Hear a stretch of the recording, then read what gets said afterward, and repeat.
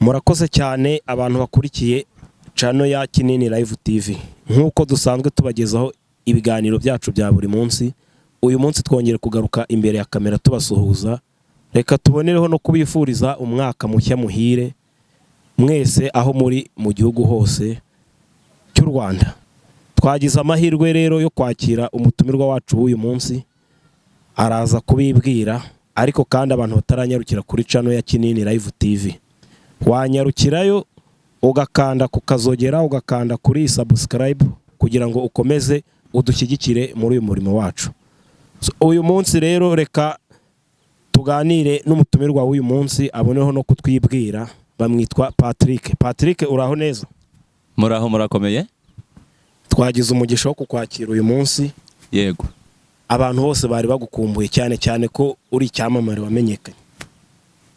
Ntabwo ari cyane by'icyamamare, byo ni ibintu biri aho ngaho. N'abantu bose ngira ngo barabibona. Nuko wambaye urabisa rwose, cyane cyane ko biteze ikintu uza kubabwira uyu munsi. Ntabwo ari cyane, nubwo usanzwe ubibwira, ariko barakuzi muri iki gihugu cyane. Yego. Watangira rero wibwira abantu bakurikiranye iyi channel ya Kinini Live TV ukanabasuhuza. Murakoze cyane. Mbere ya byose mbanje gushimira umukozi w'Imana wangiriye icyizere akantumira hano kuri Kinini Live. Imana imuhe umugisha. Hanyuma rero nkuko ansabye ngo mbibwire cyangwa se mbasuhuze, ndabasuhuje mu izina ry'Yesu muri hose. Nitwa Patrick Nduwayo, abantu bakunze kwitabira amenyekanye.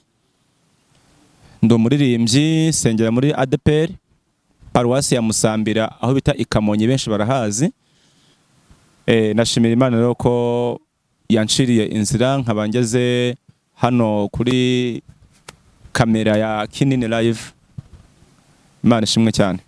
Murakoze cyane Patrick. Iyo ubwiye abantu ngo bakwitwa Patrick Nduwayo, abenshi bakuze ku izina bita biramenyekanye. Yego. Ese biramenyekanye byaturutse hehe? Ni kubera iki witwa biramenyekanye? Kuko nanjye nkuze kuri biramenyekanye. Izina biramenyekanye ni izina abantu benshi banyitiriye indirimbo. Ni indirimbo nakoze 2021. Indirimbo iza gukundwa cyane, aho ngeze hose indirimbo gakundwa. Birangiye rero abantu bayinyitiriye banyita biramenyekanye, nuko izina ryaje. Iyo bavuze biramenyekanye rero ni iriya ndirimbo bashatse kuvuga. Nuko biramenyekanye bita bimenyekana kuko Patrick ubu uramamaye. Yego. Bagendeye kuri biramenyekanye. Ariko nanjye ngerageje kuyikurikirana iriya ndirimbo, wamanza ukabwira abantu ahantu bashobora kwisanga, byibuze bakanayifungura bakayumva koko. Narayirebye numvisha ukuntu ikoze, ndebye n'amashusho yayo, ndebye nawe numva koko ni biramenyekanye. Patrick, warangira abantu cano bakayireba. Iriya ndirimbo rero kuba yishaka wajya kuri Patrick biramenyekanye, niryo zina rya cano yanjye. Niho iriya ndirimbo iri. Abantu mwese munyarukire kuri Patrick biramenyekanye, urasangaho iriya ndirimbo hamwe n'izindi nagiye nkora nyinshi, murazisangaho. Patrick biramenyekanye, urakoze cyane. Mperutse kubona kuri channel yawe nanone ugize utya urimo dusesekazaho umuziki, indirimbo muri uyu mwaka. Iyo ngiyo na y'abanyarwanda bayifitiye amatsiko, ariko abatari bayibona bageze kuri iyo channel nabo wababwira izina ryayo kugira ngo nawe baze kuza kuyirayikinga bayigereho bagushyigikire. Indirimbo nshyashya nakoze ni indirimbo ubu ngubu imazeho iminsi ngira ngo 2 cyangwa 3, yitwa Igisubizo Nyacyo. Nayo iriho barayisangaho nta kibazo. Patrick mu buzima busanzwe ni muntu ki? Abantu bashaka kumenya Patrick wari mu buzima busanzwe ni muntu ki, akunda iki Patrick? Iyo ugiye kumbaza ngo Patrick ngakunda iki? Ibintu nkunda ni byinshi cyane cyane. Mpfa kuba ari byiza kuko nta muntu ukunda ibibi, ahubwo abantu twese dukunda ibyiza. Ikintu cyose rero cyitwa cyiza ndagikunda cyane, ariko cyane cyane urambajije ngo Patrick ni muntu ki, ndumva ari cyo nasubiza cyane uburebye. Abagerageje gukurikirana indirimbo za Patrick cyangwa se ibihangano byawe bavuga ko ukunda kuririmba indirimbo ariko bakavuga ngo babigereranyije bakareba babona uri nka bose babireba w'ejo hazaza. Ese nawe niko ubibona iyo uhanga n'icyo ubutekereza? Oya, ntago ndirimba ngendeye ngo nzamere nka runaka, ahubwo ndirimba indirimbo zanjye bwite ariko nkaziririmbira Imana n'abantu bayo. Imana niyo ifite uko izabigenza, ni nayo ifite uko nzamera, ariko sinshingira ku bantu cyangwa se ku bintu. Inshuro nyinshi mu ndirimbo zahakunda kumvikanamo ijambo umuntu. Patrick, ijambo umuntu urarivugaho iki? Hariho umuntu n'umuntu nyine. Umuntu ni umuntu nk'uko bisanzwe cyangwa se nk'uko ubivuze nawe, umuntu ni umuntu. Ahubwo wambaza ngo ni iyihe mpamvu ukunda kuririmba indirimbo ugashyiramo umuntu? Yego. Impamvu ni uko buriya biba binteye kwibuka mu minsi ya kera cyangwa se mu mavuka yanjye.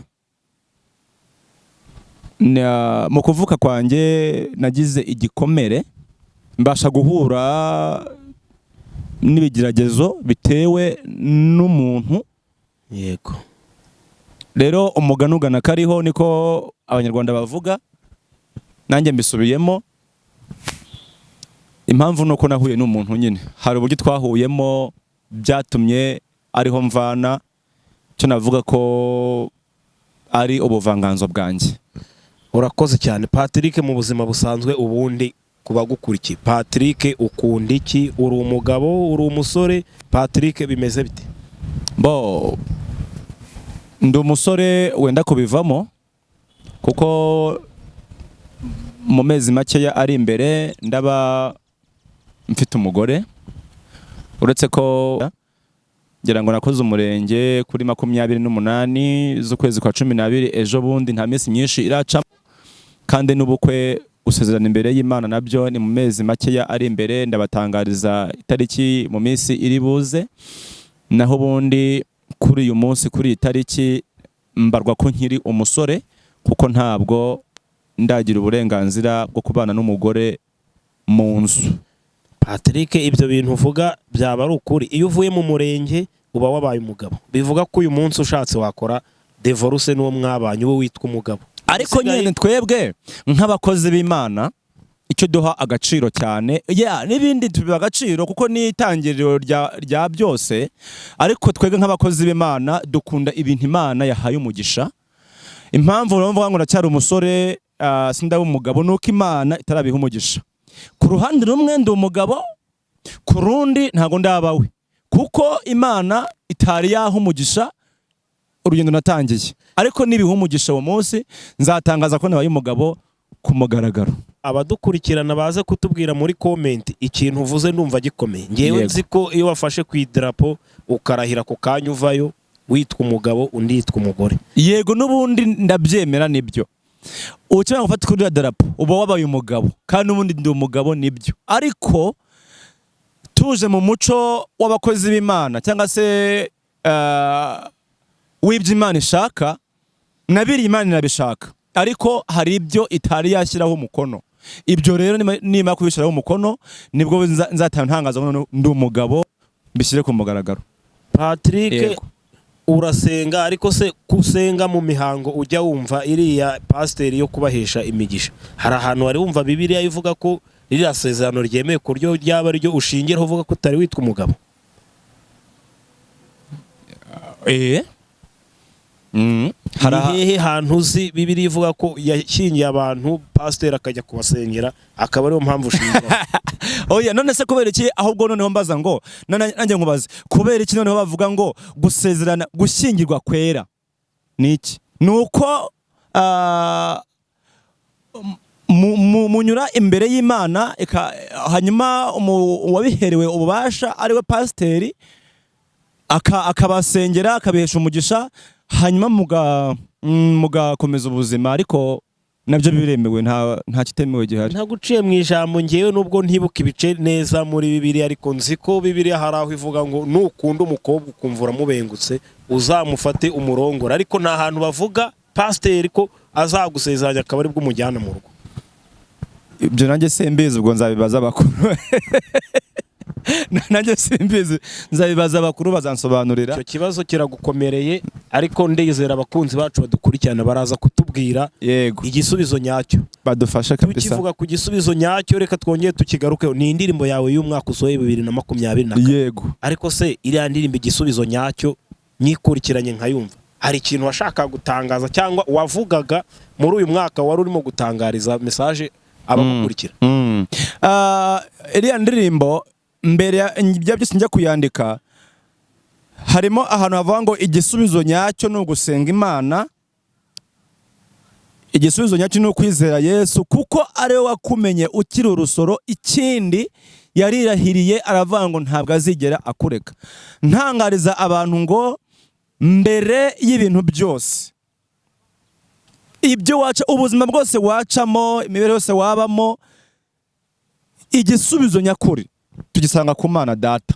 Mbwira abantu bakurikiye Ikinini Live, ari abari mu Rwanda no hanze yarwo, diaspora n'abandi, ndayawutangaza ngo wowe ufite ikibazo cyagukomereye cyane, ubona waburiye igisubizo, ubona waburiye imfato, tumbira Yesu. Yesu niwe gisubizo, ku Mana niho dukura igisubizo, kuko impamvu yavuze ngo nakumenye ukiri urusoro, n'uyu munsi ubuzima ndimo bwose Imana irabureba.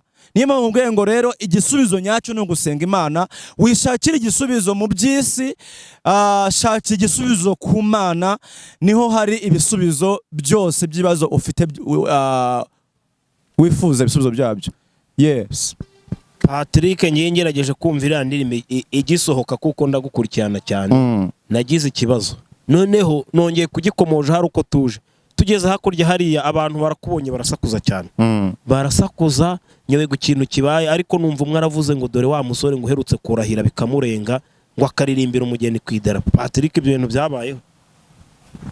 Ibyo bintu byabayeho, ariko ntekereza ko ari ibintu utakabaye umbaza aka kanya, twabifatira undi mwanya wabyo. Ahubwo ikiri imbere nuko byabayeho, yego, ariko byaranarangiye. Nta makuru yabyo nari mfite, niyo mpamvu nari ntewe amatsiko no kugira ngo nkubaze. Yego, ariko niba ubyemera ko byabaye koko, ubutaha uzadusobanura impamvu koko, niba ari emotion zakurenze ikageraho uririmba uri ku idarapo, cyangwa se hari ukundi byagenze. Ntago tubyinjiramo cyane, nuko numvisha abantu hakurya aho twazaga basakuza.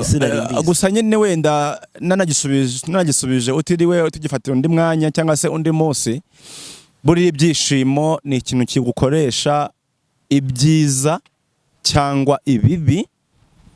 Muri ya mwanya rero ngewe ntago nzi ukuntu byagenze, ntago nzi ukuntu byanjemo, nashidutse nanjye nabivuze kubera Imana yari sohoje isezerano yari yarasezeranyije kuva kera. Hanyuma rero ngeze hariya numva nyine biraje bishiduka, nyine nabivuze. Si ibintu nateguye, mbona no gutangariza abadukurikiye, ntago ari ibintu nateguye, oya rwose.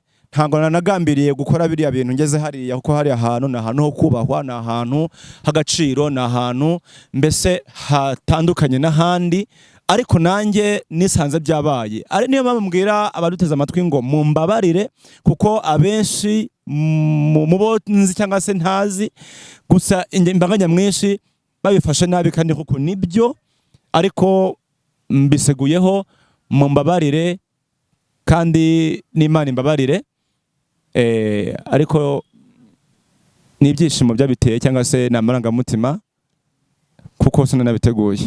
Abanyarwanda barakumva ibyo ari byo byose, cyane ko humvikanagamo ko ari amashimwe uri muririmba ushima Imana, emotion zagufashe, birashoboka. Nabo n'abantu bakuru ibyo ari byo byose, ntabwo ibyo ari ibintu twatindaho cyane. Ahubwo Patrick, iyi minsi ko tubona uri ku micyo cyane, yaba ari impamvu y'umudamu cyangwa urabisangamo? Erega Imana yahinduye byaramenyekanye. Iyi Imana yahinduye amateka, yahindurira rimwe. Yahindurira rimwe, ubwo yahinduye amateka iri guhindura nandi. Ahubwo se ubu ngubu nasa neza, ntabwo ndasa neza ubu ngubu. Ubu ntabwo ndasa neza, ibintu bavuga ngo itangiriro ry'ubuzima, ntabwo ndasa neza. Ubu byubuze nkomeze nk'atanu ari imbere, uzongera uzondebe uko bizaba bimeze. Abantu bakwitege, Abantu banyitege. abantu bakwitege rwose. Abantu banyitege rwose. Ufite umudamu mwiza cyane, mperutse kumwumva ahantu turi arimo aganira n'abana bati nifite umugabo mwiza cyane, nifite umugabo mwiza cyane, Imana yanyihere rwose. Turabifuriza urugo rwiza. Je muve ni mwiza kabisa. Mugore ni mwiza, ndamukunda nawe arankunda, kandi twese dukunda gusenga, dukunda Imana. Nta mpamvu zo kurero ataba mwiza, ni mwiza pe. Abantu badukurikiranye rwose bazamfashe, tuzahagere turebe imirimo n'ibitangaza, kandi numenya save the date uzayitangariza abanyarwanda kugira ngo byibuze umuntu wese ubikeneye n'abakunzi bawe bazabashe kuhagera, bagushyigikire, barebe ku bitangaza by'Imana. Yego. Wagira ikintu utangariza ku bantu ku kintu kigendanye n'iriya ndirimbo, niba ari ibishoboka se, niba wabaririmbiraho, kuko iriya ndirimbo irakunzwe cyane. Iyi ndirimbo bita biramenyekanye irakunzwe cyane. Humvikanamo amagambo menshi, njye nkunda kuyikurikirana, ngo imiswa nisubire mu migina, ngo akazi kayo kararangiye. Hari abantu batashobora gusobanukirwa ibyo ngibyo, hakumvikanamo ibindi bintu bivuga ngo abantu ngo bashoreranye ngo nk'inzukira. Patrick ni inzukira avugaga. Buriya abantu bo uko twumva ibintu ni nako tubisobanukirwa gutandukanye, cyangwa se niko tubyumva mu buryo butandukanye. Ariko iriya ndirimbo mbere ya byose nashatse guha message abantu baheze cyangwa se batari bashyikira ubwiza bw'Imana cyangwa se ibitangaza by'Imana. Hano hanze ahangaha hari abantu benshi bakiri mu bihe bitari byiza, ariko bakaba bibitseho ijambo ry'Imana cyangwa se amasezerano bahawe n'Imana. Cyane cyane iriya ndirimbo nayiririmbiye abantu bari mu masezerano, abantu bafite icyo bavuganye n'Imana. Nicyo nashatse gutangariza abantu ko Imana isohoje ibyo yababwiye.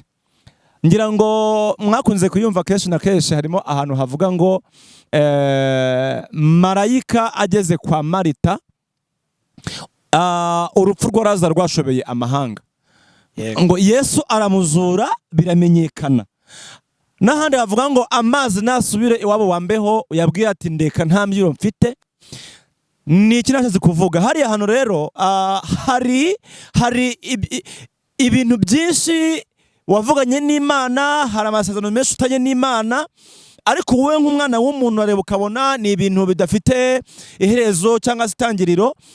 Rimwe na rimwe ugasanga byagukuye mu masezerano, ugasanga wihebye, uri mu bibazo, uri mu bwigunge, wibaza ngo mbese Imana itangiriro ko warimbwiye kuzangirira neza, none se iherezo niri.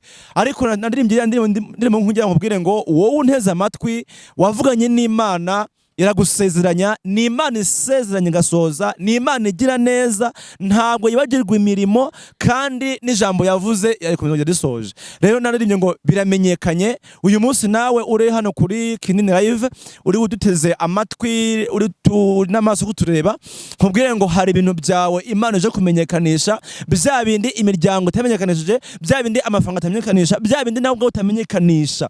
Imana bwite, Imana rurema nije kugira ngo bishire ku mugaragaro, bimenyekane ko nawe utabawe. Uyu munsi ibibazo byawe byose Imana iteguye kubirangiza. Nkubwire ngo 2024 ni umwaka wo kwakira ibitangaza n'ibisubizo ubyakire mu izina rya Yesu Kristo, ubuzima bukomeze. Niyo mpamvu rero naririmbye ngo amazi nasubire iwabo wambeho, bivuye ngo imyaku, imivumo, ibibi byose, satani n'abadayimoni basubireyo, bagende babwiye ngo ndeka nta mbyiro, kuko dufite Yesu. Dufite Yesu, haleluya. Amen. Dufite Yesu atugiriye neza, dufite Yesu n'uyu munsi atazatureka.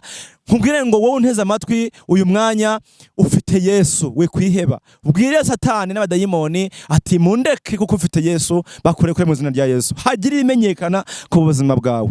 Hanyuma je muve wambajije ngo imiswa ngo niswe mu migina, akazi kayo karara. Yes. Iriya miswa naririmbye, abantu mwese mu nteze amatwi mu byumve, ntabwo ari abantu nabwiye, nubwo hari abantu benshi babifashe ukundi, babyumva ukundi, ako ngewe nka nyiri ubwite nka nyiri indirimbo ndabatangarije ngo ntabwo ari abantu nabwiye satani n'abadayimoni n'imikorere yabo yose ko akazi kabo karangiye rwose. Nibo nabwiraga ntabwo ari abantu nabwiraga satani n'abadayimoni ko akazi kabo karangiye. Abantu bakurikiranye Kinini Live TV baze ko kumbariza muri comment, indirimbo iherutse gusohora hari ibindi bintu byumvikanyemo ahantu havuga ngo nta gutega ubwoba no kumoka kw'imbwa z'imisega. Ibyo bintu warabivuze? Kandi mu ndirimbo bigaragara byumvikanamo, numva nyine narabivuze. Byagizeho bijya kuri mikoro barabyeditinga birasohoka, narabivuze. Singiterwa ubwoba no kumoka kw'imisega. Aha, okay. Urabona hari igihe satani agufata akakwihebesha, akaguteza icyago cyangwa se ikibazo kigatuma wumva ko Imana itakikubona, itakikwitayeho. Satani akakwishima hejuru, akagutumaho abadayimoni batandukanye bakakwishima hejuru, mbese bakagufata bugwate. Nge nararembye ndabaga ngo toka dayimoni ibyawe narabyijuse, sinyitega ubwoba no kumuka kw'imisega. Rero imbwa n'imisega aho ziri hose zinyumve, ndabizi ko ziri kuzimu, ariko biravuga ngo turwana, ngo kuko turwana n'ibidafite inyama n'amaraso. Satani n'abadayimoni mumenye ngo aho muri hose munyumve, nta nyama mufite, nta mwuka nimuhumeka, nimuvuga, nimugenda. Rero ubwoba bwanyu narabusuzuguye rwose. Satani unyumve, dayimoni unyumve, ubwoba bwawe, kumoka kwawe, urusaku rwawe naruhaze. Nibimenyekana urabahagurukiye. Bimenyekane ko nazo dutawe mu zina rya Yesu. Bimenyekana urabahagurukiye. Yego.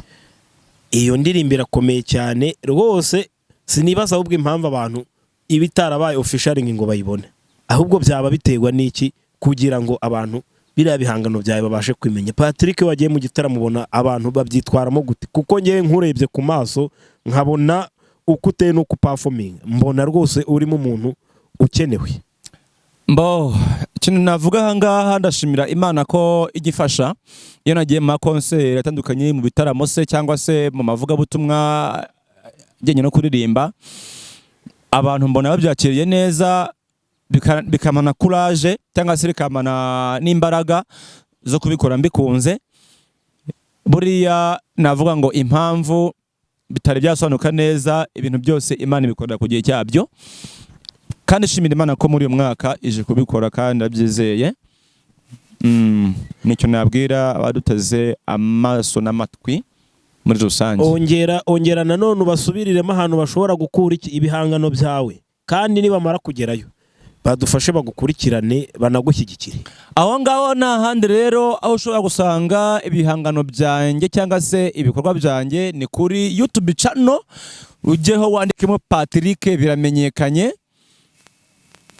uransangaho n'indirimbo zanjye zose.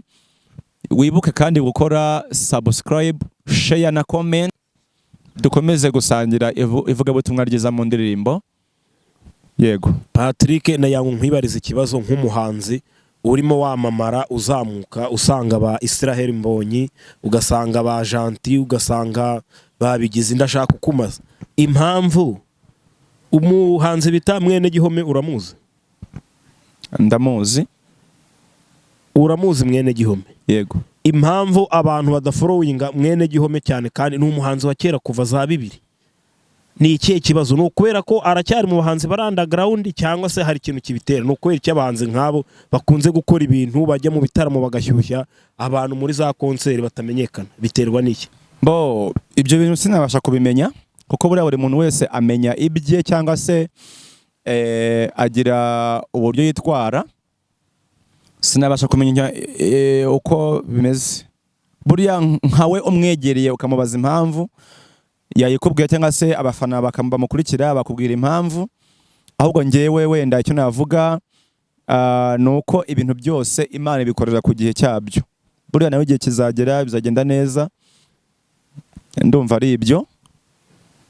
Ntabwo amahirwe y'abantu angana, nawe buriya bizakunda igihe nikigera. Gira icyo ubwira aba artiste abartiste ba gospel. cyo nabwira abahanzi cyangwa se abaririmbyi bari indirimbo zo kunywa no guhimbaza Imana, nababwira ngo mukomeze mubikore mubikunze, kandi intwaro ya byose no gusenga. Umuhate wabo ntabwo ari ubusa ku mwami, ntabwo si ubusa ku mwami rwose, kuko kuririmbira Imana ni ibintu dukorera hano ku isi, tuzapfana nabyo no mu ijuru tuzaririmba. Niyo mpamvu rero rwose nababwira ngo mubikore mubikunze, n'umuntu wese wumva yifitemo iyo mpano uze tukubone winjire mu muryango mugari w'abaririmbyi barimba indirimbo zo guhimbaza Imana, dukorera Imana. Yego. Hanyuma kandi ikindi nanone mbashishikariza gusenga, kuko gusenga ni mu byose biva. Utasenze ntabwo wabasha kugira icyo uvugira imbere y'abana b'abantu. Rero musenge cyane, kuko gusenga niyo ntwaro ya byose. Ku bantu bagukurikiranye ngira ngo barebye kuva hasi kuzamuka kugera ku musatsi ku mutwe, Patrick urakeye.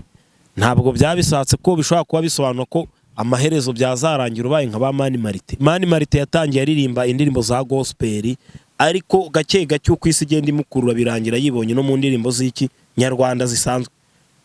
Byaba biterwa n'iki kuko abahanzi benshi cyane muri iyi minsi dufite bibyamamare ba Debeni, ba Medi nabo ngabo ba Mani Marite bahoze mu nzu y'Imana basenga, ariko uko iminsi icuma agenda bakora bikarangira bataye kariyeri ya gospel bakajya mu ndirimbo zaririmbiwe isi. Urabivugaho iki? Buri muntu wese rero iyo ahagurutse afashe urugendo aba afite intego cyangwa se icyo yifuza kubonera muri rwa rugendo. Wenda bo bamaze babigiyemo bafite izindi ntego zitandukanye, arizo zibi ngibi mubona zo kuba barakoreraga Imana, nyuma baza kuririmba indirimbo zindi bishakiye. Wenda bo niyo ntego bari bafite, ariko njyewe nka Patrick biramenyekanye cyangwa se Nduwayo, ubuheta bwa muzika ntabwo nifuza cyangwa se nta mugambi, nta ntego mfite yo kuva mu nzira natangiye yo kuririmba indirimbo zo kuramya no guhimbaza Imana. Mbabwire ko rwose iyo ntego ntayo mfite, icyo nafashe sinzarekura, naratangiye kandi nzakomeza. Ntabwo ngeyo naje gukora nk'abandi, naje gukora nkanjye hamwe n'Imana izamfasha ikangirira neza, kuko ni nayo ifite uko izabigenza. Ese ntaguciye mu ijambo, uririmba iriya ndirimbo igisubizo nyacyo nyigarukeho, ujya kuvuga ngo uri ubuheta bwa muzika, washingiye kuki? Nuko hari washakaga kuvuga iki ko hari n'abandi bantu bazaza? Nuko hari abambanjirije, buriya mbere yanjye barahari benshi nafata nk'imfura. Abo ni bande wafata nk'imfura? Barahari benshi, ntago navuga amazina, ariko barahari benshi. Ariko barahari benshi bambanjirije cyangwa se naje nyuma yabo. Noneho impamvu yavuze ngo ndubuheta bwa muzika nuko nanjye nzi ko inyuma yanjye hari abandi bazaza, n'imbere yawe bakaba bahari. Imbere yanjye barahari, n'inyuma yanjye barahari. Ubwo imbere yanjye hari imfura, inyuma yanjye hakaza babucura. Ni impamvu rongewe ndimo hano hagati, ndubuheta cyangwa se nyine nduwa kabiri. Wowe uri ubuheta bwa muzika? Ngewe ndubuheta bwa muzika, kimwe nuko hariya hari imfura ya muzika, nkabuheta bwa muzika. Noneho inyuma yanjye hariya hazaza abo bita babucura bwa muzika. Patrick, byawe rwose ndumva babucura bwa muzika nabo bazaza. Gukurikirana ndumva rwose bitoroshye. Ese mu buzima busanzwe ujya kuririmba gospel ifatanye na generation y'urungano rwawe aka kanya, cyane ko iyo mugiye muri gospel hari ibintu bibazirika bitewe n'imico y'idini ikubuza Patrick utemere kuba wakora, kandi byakabaye kuba ari ibyishimo urimo wenjoyinga nk'uko ubona n'abandi. Wowe ubiterwa n'iki kuba utaragiye kwifatanya nabo ugahitamo iyo nzira igoranye? Ngira ngo urasa n'uwagisubije mu kumbaza kwawe.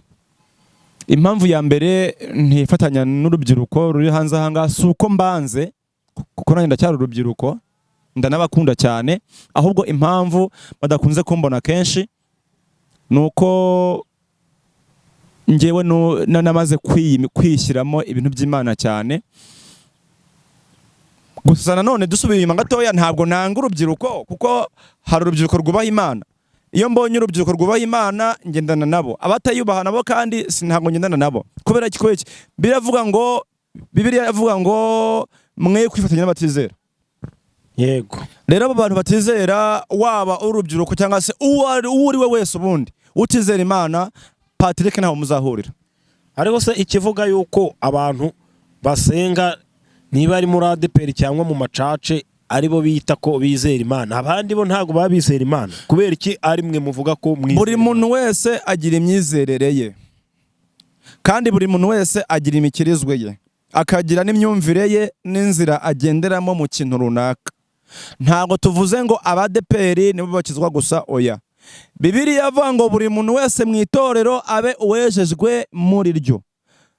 Ahubwo imyizerere n'imyemerere yacu n'uburyo twakira ibintu n'uburyo tubiha agaciro nibyo bituma Imana yo itubona mu byiciro bitandukanye. Je muve ubyumve neza. Urakoze cyane, ariko nshingira kuri ibyo nkubwira amacace na ADPR ni ibintu bitandukanye. Nkawe uri umuhanzi urabizi, ariko biragoranye cyane kugira ngo uzave muri ADPR ujye kurimba mu macace, kandi amacace yakira abahanzi bakarimba nta kibazo. Kubera iki ADPR bakumira kandi amacace akabakira? Ntabwo ADPR bakumira, bigenda bite? Ntabwo ADPR bakumira, ahubwo hariya ikiba bashaka kuwenda kugaragaza, bashaka kugaragaza icyo navuga ko ari indangagaciro z'itorero, kuko ADPR igira imico n'imyifatire na discipline igenderaho. Mu gihe rero ubonye ko ahandi ho batandukanyije imico n'imyifatire, niyo mpamvu usanga babuzanya. Ariko mu gihe ubonye ahantu hafite imico imeze kimwe niyo ufite, aho hantu uratumirwa kandi ukagenda. Amacace arabakira nibyo, amacace arabakira kandi afasha abahanzi bakiri underground n'abandi bazamutse kumenyekana, ariko biragoye cyane muri ADPR kugira ngo uzamenyekane. Oya, na ADPR irafasha, kuko nakubwiye ngo ibintu byose ni igihe. Hari indirimbo nari bivuga ngo igihe Elastique, abantu bongere babyumve. Rero na igihe Elastique nyine, iyo igihe kitari cyagera nyine ntago wazamuka, ako igihe cyageze uraza aho waba uri hose. Igihe cyageze Imana inakuzamura, kuko ni Imana idahubuka, ntago Imana ihubuka, nta nubwo ikoreshwa, ahubwo yo ikorera ku gihe cyayo bwite. Ahubwo tubwira abantu bari kudukurikira n'abatwumva, yaba byabaga byiza wenda igihe cyazagira imico y'itorero n'amacace bikaza guhura, ukaba wahaguruka nka hano ukajya kurambagiza umugeni mu nkicace, nta kibazo gihari cyo kuvuga ngo hindura idini. Kuko iyo ubwiye umuntu guhindura idini ngo akunde aze mu barokore cyangwa ADPR, birabagora cyane, bisaba umwe ko ahindukirira undi. Ibyo bintu urumva bitabangamye? Oya, ntabwo bibangamye. Iyo mwabyumvikanyeho ntabwo biba bibangamye. Kuki se utava hano ngo ujye gusaba muri Katolike uri umwadeperi munabane? Nyine byose n'ubwumvikane. Iyo mwabyumvikanyeho ntibibangamire umuntu ku ruhande rwa buri we. Mwabyumvikanyeho, ushobora kuva mu ADPR ukajya gusezera muri Katolike cyangwa se n'ahandi, nawe kandi akaba yaza, mwabyumva. Byose n'ubwumvikane. Ibyo bintu ntabwo mbizi, abantu badukurikiye baze kwandika batubwire niba koko byemeye ko umusore uvuye muri ADPR agenda akarongora umukobwa muri Katolike, nta bindi byangombwa bitumijweho, imihango igakurikizwa, deni barangiza gusezerana bakikomereza. Wowe iyo uvuye muri ADPR ukeneye kwa gusezerana mu bakatolike n'urugero, hari ibyo bagusaba. Katolike hari ibyo bagusaba, wamara kubyuzuza ukagusezeranya. Kimwe nuko nawe uri umukobwa uvuye muri Katolike uje gusezerana mu ADPR, nabyo ADPR hari ibyo gusaba, wamara kubyuzuza ukagusezeranya. Yego, ngewe nakurikiranye ikiganiro cy'urubyiruko rwo muri ADPR, baherutse kugira ihuriro, ariko ikibazo cya mbere babajije umuvugizi wayo ni icy'uko bashaka ubwisanzure busesuye, ku buryo uzajya uhaguruka hano ukagenda ukajya kurambagiza mu rindi dini ntihagire ikibazo kibaho. Ni icyo kintu bamubajije bwa mbere kibangamiye urubyiruko. Nyine nga n'ubundi kuva mu idini ujya mu rindi ugiye kurambagiza nta kibi kirimo, nta nikosa ririmo. Oya, ahubwo wowe nk'umusore cyangwa umukobwa muricara hasi mugatekereza neza, mugahuza ibitekerezo, mugahitamo se dusezeranire mu ADPR ntacyo bigutwaye. cyangwa katolike ntacyo bigutwaye, aho mwumvikanye niho mujya gusezerana. Kuko idini, icyo navuga idini ni address ya hano mu isi. Ntabwo idini izajya mu ijuru, ntabwo ADPR izajya mu ijuru, ntabwo katolike izajya mu ijuru. Mu ijuru hazajyayo umuntu wakiranukiye Imana, yakoze ibishimwa n'amaso y'Imana. Cyane ko Pawulo yavuze ngo bibabereye byiza no kurongora babyihorera. C'est ça. Urabyumva nawe. Bibabereye byiza babyihorera. None tugarutse ku muziki cyangwa ku ndirimbo yawe, aho winjiriye muri iyi nganzo, ni igiki wabonye cyakubereye imbogamizi kugerana n'uyu munsi? Imbogamizi zo ntizabura, harimo kubura ubushobozi bwo kuzamura indirimbo uko umuntu abyifuza, kuko iyo ukoze amajwi ukayatunganya, ubukene no gusohora amashusho kugira ngo utari yabasha kukumva mu majwi cyangwa se ukona amaso ku maso agire aho kubariza. Imbogamizi ya mbere ni imbogamizi yo kubura ubushobozi cyangwa se amafaranga yo kuzamura cya gihangano cyawe. Ndumva ari ibyo. Hanyuma ibindi byo ni ibintu bisanzwe mu bantu bibaho. Iyo maze gukora cyangwa se iyo maze gutera intambwe, hari byinshi ubona nabyo bitari byiza, kandi ni byiza ukabibona mu rugendo. Ni ibintu bibaho cyane. Patrick, abakunzi bawe bakwitegeho iki muri uyu mwaka? Banyitegeho byinshi, kuko ubu nguyu mwaka afite gahunda nyinshi, ariko gahunda ya mbere niyo kubereka cyangwa se niyo kubagaragariza imbaraga mu muziki cyangwa se mu kuririmba. Za mbaraga mutari mwambonaho uyu mwaka mugiye kuzibona. Mbese mwitegure, naje. Igisubizo nyacyo cyo cyarabonetse, naje. Ufite icyizere ko nyuma yo gushinga urugo, Patrick, utazagenda ugahera iyo ngiyo abakunzi bawe bakagushakisha bakakubura nk'uko abo bita ba Gonzage babuze burundu? Oya, ngiye mfite icyizere cy'uko nzakomeza. Patrick, ubusanzwe ukunda uwuhe muhanzi nyarwanda? Umuhanzi nyarwanda cyangwa umuhanzi? Umuhanzi nyarwanda, yaba wa gospel cyangwa indirimbo zaririmbiwe isi. Ngiye nkunda abahanzi bose, ndabakunda.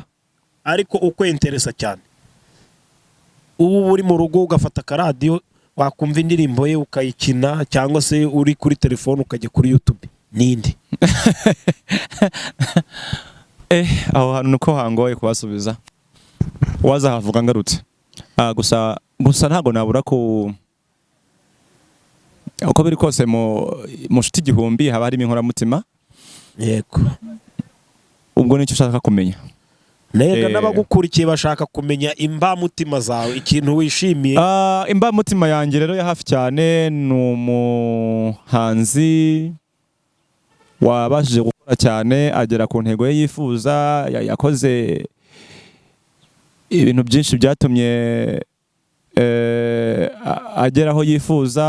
Yarasenze, nyuma yo gusenga arakora, nyuma yo gukora yakira icyo bita umugisha. Ni umuhanzi Imana yahaye umugisha, Imana yamusize amavuta, Imana imuha igikundiro. Bamwita Uwiringiye Imana Theogene cyangwa Theo, bose babireba. Niwe mba mutima yanjye cyane. Akenshi na kenshi usanga n'indirimbo ze arizo nkunda kwiyumvira cyane. Ndumva ari uwo nguwo. None se ubu aramutse ari kugukurikirana akaba ari kukumva, ni ubuhe butumwa wamuha niba arimo kukumva koko? Uvuze ko ukunda wita Uwiringiye Imana Theo, abantu bazi kuri bose babireba. Nk'ubu ugize amahirwe akaba ari kukumva kuri iki kiganiro, wamubwira iki? Cyo namubwira cyo nuko Patrick biramenyekanye. Ndagukunda cyane Theo, aho uri unyumve. Ndagukunda cyane n'ukuri, kandi nkwifuriza ubwiza bw'Imana bukomeze bube kuri wowe. Yego.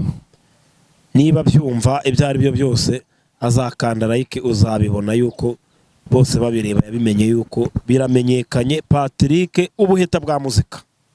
Ubuheta bwa muzika amukunda cyane. Yego. Patrick, ngira ngo ibyo ari byo byose ku bantu bafite amatsiko yo kukumva, ibyo ari byo byose barabona ko uri umugabo uhamye, ufite ijambo ku mutima. Ariko ushaka kugenda utatubwiye neza nyirizina inshuro ya mbere ukora igitaramo cyangwa se igiterana aho wari uri, uko wumvaga bimeze uwo munsi? Wumvaga bimeze bite? Byari byiza kandi cyane, gusa nari mfitemo akantu kakoba bitewe nuko nabonaga abantu banyishimiye cyane.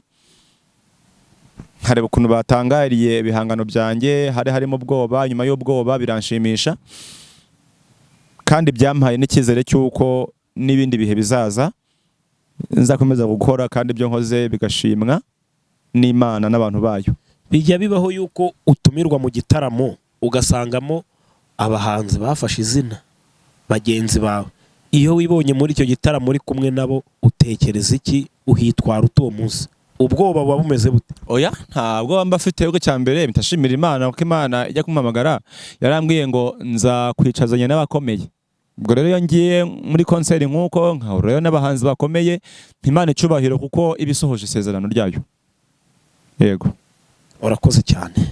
Ngaho gira ikintu ujye utangariza abantu mbere yuko tuva muri iki kiganiro tugisoza, ubabwire icyo ubateganyirije cyangwa se n'icyo wifuza kugira ngo ukomeze uzamuke. Ikintu cya mbere mbanje gutangariza abateze amatwi Kinini Live, by'umwihariko Patrick biramenyekanye inshuti yanyu, ndabakunda cyane nkuko namwe mu nkunda. Icyo mbatangarije rero nuko muri uyu mwaka afite ibikorwa kandi bitari bibi, ni byiza. Harimo igikorwa cy'ubukwe, harimo igikorwa cyo gusora izindi ndirimbo.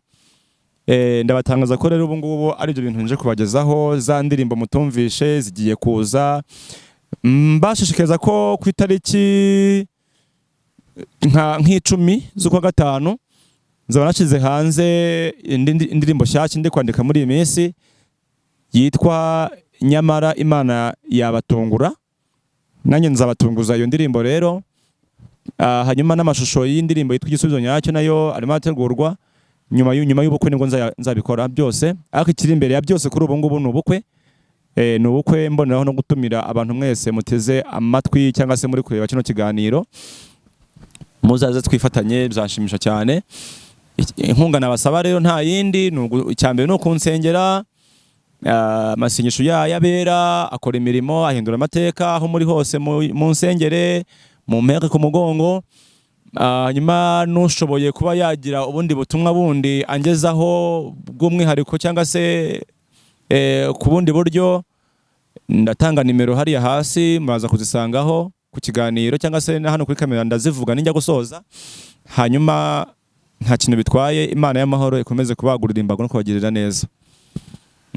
Urakoze cyane. Mbere wamanza ugatanga izo nomero zawe bakazumva nubwo ziza kugaragara hasi ku kiganiro. Nimero yanjye ya telefone ari abakoresha WhatsApp cyangwa se guhamagara bisanzwe ni 0782243337. Iyo niyo nimero mbonekaho kenshi na kenshi. Ubwo rero abashaka kugira icyo bambaza mwampamagara cyangwa se n'ubundi bufasha mwaca kuri iyo nimero tukavugana. Niteguye kubakira kandi nkabakiriza umutima mwiza. Ntabwo wayivuze bura wakongera ugasubiramo bakayumva neza, bafite twa telefone barimo kugenda bandika. Ni 0788243337. Urakoze cyane, turagushimiye. Ariko mbere yuko ugenda wongera ubabwire aho utuye n'aho usengera, adresse zawe zose bazimenye kugira ngo abantu bakeneye kugushyigikira bakubone, bamenye namiriye uturukamo. Patrick Nduwayo, ndi umusore utuye aho bita Ikamonyi muri Rugobagoba. Ndi umwadeperi, nsengera muri paruwasi ya Musambira ku itorero rya Buhoro. Naho ngambarizwa, abakeneye kunsura mumpamagare mbahe rinye cyangwa se mbaho umurongo waho ndi, muzaze munsure, ni karibu rwose, nkunda abashyitsi. Ubu se nk'umuntu w'umuhanzi wataramiye abantu bakaba bagukurikiye, ukaba ugiye nta n'akantu unabaririmbe byibuze ku bihangano byawe k'amasegonda 30, Patrick baramenya ko ari wowe? Cyangwa ushobora kugira mu bihangano byawe iyo ukunda cyane ushobora kuririmba ho gake bakumva ko ari Patrick biramenyekanye? Ni Patrick biramenyekanye. Bajye kuri YouTube channel badekemo Patrick biramenyekanye, babona indirimbo zanjye, hanyuma batereza commentaire, bayandikire, subscribe bakandeho, like bakandeho. Hanyuma unsabye ngo mbaririmbira akantu gatoya, sinzi indirimbo ahubwo ushaka nabaririmbira kuko indirimbo zindimo ni nyinshi. uravuga biramenyekanye ariko nyine ushatse wahera kuri iyo ngaka bamenyekanisha ibyo ari byo. Biramenyekanye hariya utuye, biramenyekanye mu bakwifurizaga urupfu, biramenyekanye no mu mahanga yose, marayika ahiritse igitare Imana iracyicariye, biramenyekanye dore nawe uratabawe. Ubwo se barabyumvishije? Babyumvise. Abona bizo wagira ngo ncire mu cyo gitero cya icyo gitero wadufasha ukagishyiramo turi gusoza. Igitero cyawe rwose ubanza ako ya reka nkabaririmbira ko nta kibazo. Karavuga ngo marayika ageze kwa Mariya na Marita, urupfu rwa Lazaro rwashobeye amahanga, amaze iminsi ine mu gituro bazi ko yanutse, Yesu aramuzura biramenyekana, banengitirora bari bazi kutabaho, n'imiryango yawe yagutaye ku gasozi, kuko babona nta na kimwe wimariye, warize amarira wisegura agahinda, ariko kubw'amasengesho wasenze ubabaye cyane, Imana iguhaye ijambo kuko itareba kuri gakondo, amazina asubire iwabo wambeho, uyabwira uti ndeka nta mbyiro mfite, kubera ko Imana mwavuganye itabeshya, biramenyekanye dore nawe uhawe agaciro. Haleluya, urakoze cyane Patrick, urakoze cyane. Reka tugushimire ku bwitange wagize bwo kugaragara uyu munsi kuri mikoro, tubwira n'abadukurikira ko ubutaha ubafite ibintu byinshi cyane. Umwanya wa ruyu Patrick urakoze cyane, Imana iguhe umugisha. Hanyuma abakurikiye Kinini Live TV mukomeze mudukurikirane mukanda subscribe like. Patrick n'uwanyu yababwiye adresse zose zaho aturuka na nimero za telefone yazitanze, munyarukire kuri channel ye yitwa Patrick biramenyekanye. Patrick biramenyekanye, mumukurikirane mumushyigikire, hanyuma azamuke, kandi natangaza ubukwe muzamufashe mwakana akanyenyeri kuri momo agiye gutanga yatanze kuri nimero za telefone, cyangwa mukaba muhamagara. Imana izabaha umugisha. Patrick urakoze cyane. Murakoze namwe.